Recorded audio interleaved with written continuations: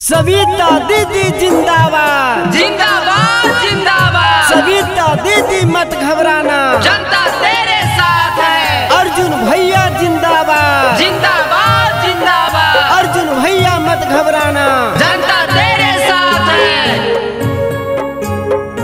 Music by Manoj अलवेला।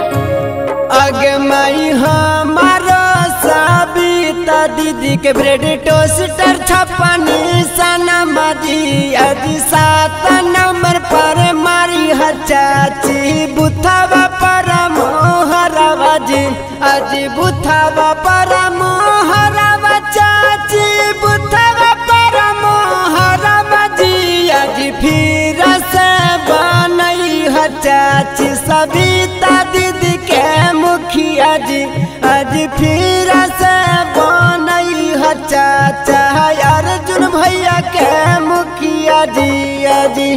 दोस्तों न पड़ना है चक्कर में न पड़ेंगे घन चक्कर में, न पड़ना है चक्कर में न पड़ेंगे घन चक्कर में। मुखिया तो सविता दीदी को ही बनाएंगे क्योंकि कोई नहीं है टक्कर में।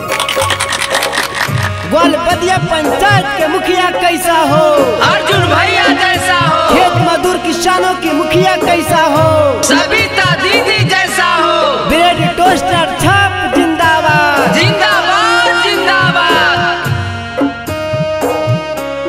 अगे माई दिलाबा के साफ हाथिन मानमा के साचा जी आज सब उम्मीद बारवा में सविता दीदी अच्छा जी सविता दीदी अच्छा जी आज अर्जुन भैया साचा जी आज फिर से बनई है चाचा सविता दीदी के मुखिया जी आज सुना ही ग्वालपदिया पंचायत में बाड़ी न के कमावा जी। दोस्तों अर्जुन भैया जी का कहना है कि जात पात का भेद नहीं मानवता धर्म हमारा है, जात पात का भेद नहीं मानवता धर्म हमारा है। झूठा वादा कहीं न करना विकास हमारा वादा है।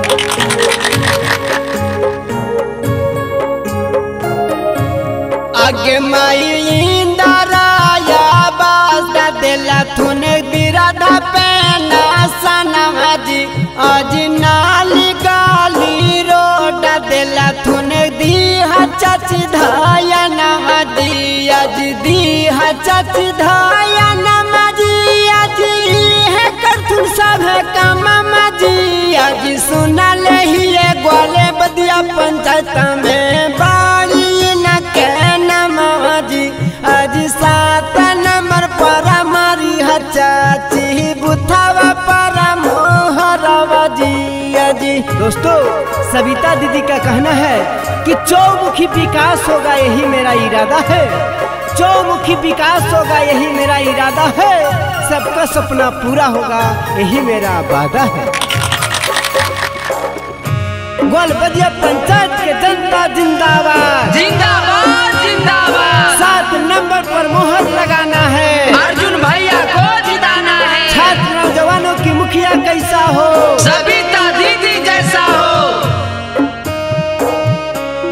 आगे माही जादूर किसान सुना छात्र नौजवान जी आज अर्जुन भैया के जीतई है चाची है करथुन कालिया नमा जी इहे करथुन कालिया नमा चाची है करथुन साबा कमामा जी आज फिर से बनई है भैया सविता दीदी के मुखिया जी आज सुना ही ग्वालपदिया पंचायत में बाड़ी न के नमामा जी आज बाड़ी न के नमामा जी आज सुंदर न के कमामा जी आज फिर से बनई है चाचा अर्जुन भैया के मुखिया जी आज फिर से बनई है चाची सविता दीदी के मुखिया जी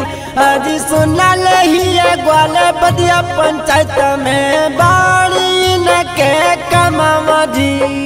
Recording by Manoranjana Studio.